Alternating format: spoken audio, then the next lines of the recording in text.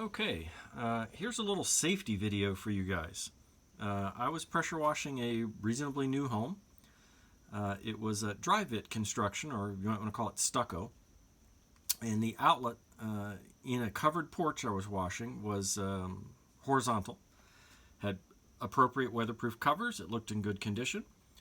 As always, I tape everything closed or put plastic bags on everything I can, and I had properly taped the outlet.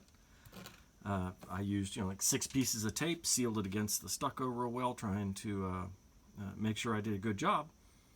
Sprayed the wall, all's well. Turned around, was washing something else, and I heard pook, puck, pook, and looked back, and this is what was going on.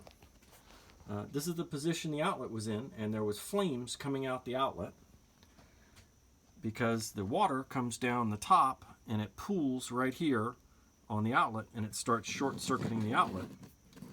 And this GFI caught completely on fire, and it did not trip the breaker. You would think the breaker would trip. It did not. This thing kept popping, snapping, and catching on fire, and I literally ripped the outdoor cover off of it, jammed my pressure washer nozzle in there, and sprayed for a considerable amount of time, and it was still humming and popping and buzzing. I finally got a hold of the owner. Said, I got to get to your electrical box as quick as I can. The guy told me where the box was. Of course, the boxes are completely mislabeled and poorly identified. And they were working from home, so I didn't want to shut down the whole home. So I just lobbed off a whole bunch of breakers and hoped I got it. Went back upstairs, could still hear it humming. By that time, I had grabbed a couple of tools.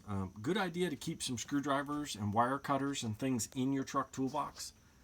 Because I jerked this out of the wall really fast, unscrewed it as quick as I could, and I just cut the wires to it. Luckily, the insulation on the rest of the wires was still serviceable. I went ahead and put heat shrink tubing over them and extra insulated them just in case they were sketchy. Installed a new GFI, new cover,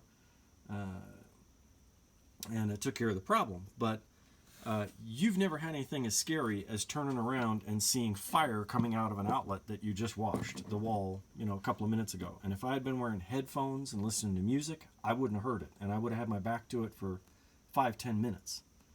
And this very well could have set a $500,000 house on fire.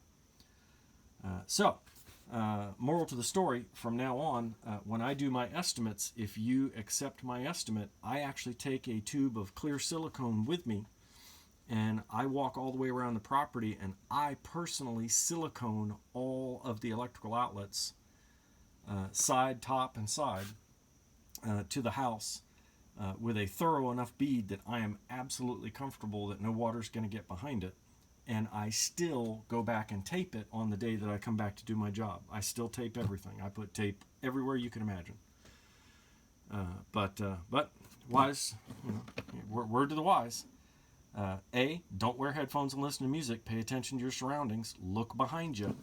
And anytime you see an electrical outlet, especially a horizontally one, the vertical ones, not so much, but every time I run across a horizontal outlet that water got into it, it was popping, snapping, steaming, boiling, or causing trouble. So from now on, my company, we silicone everything on the house as part of my service, and I even tell the customers, part of my service is to go silicone all your outlets shut, and I put $10 extra on whatever number I believe the house is worth to pay for that time in the silicone. It just takes a minute. But guys, don't fool around with electric, man. This could have burned down a $500,000 house, and there goes your insurance policy, if you've got it, hopefully, which you should. But this is just a very light spray of water and SH that trickled down a Dryvit stucco wall and got behind my protective tape, went behind the gasket on the cover, and set this outlet on fire. So there you go. Hope that helps and makes your world a little better. This is Jeff at Valley Soft Wash, and hope you have a great day. Bye.